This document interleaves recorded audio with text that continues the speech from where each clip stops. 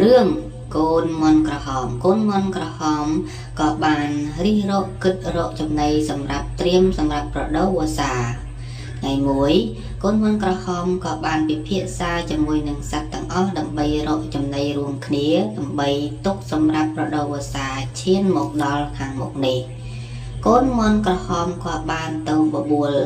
សត្វជ្រូកក៏បានឆ្លើយថាខ្ញុំកំពុងតែរវល់ដេកខ្ញុំគ្មានពេលទៅរកចំណីជាមួយនឹងមន់ក្រហមអីទេកូនមន់ក៏បានទៅបបួលសត្វទាម្ដងសត្វទាក៏បានឆ្លើយថា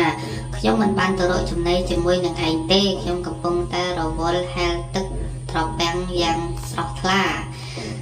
កូនមន់ក៏បានទៅបបួលសត្វជាម្ដងសត្វជាក៏និយាយថាខ្ញុំមិនបានទៅជាមួយឯងទេខ្ញុំរវល់តែដេកខោឲ្យកូនរបស់ខ្ញុំកូនមន់ក្រហមមិនបងអង្គយូរនោះទេ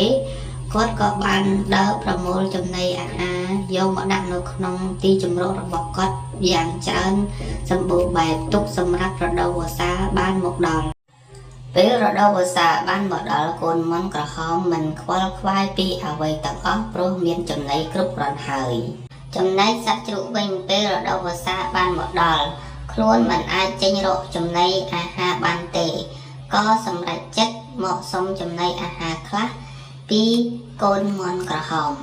ចំណែកកូនទាវិញក៏ដូចគ្នាដែរពេលរដូវវស្សាបានមកដល់មិនដឹងរកចំណី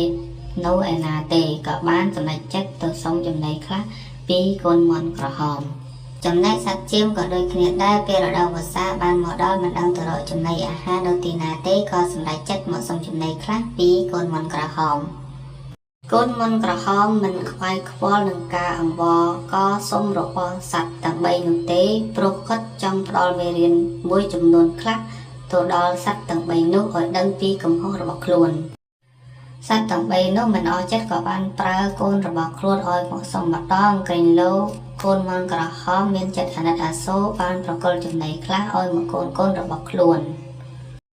តែមិនអាចទៅរួចទេសត្វទាំង3ក៏សម្រេចចិត្ត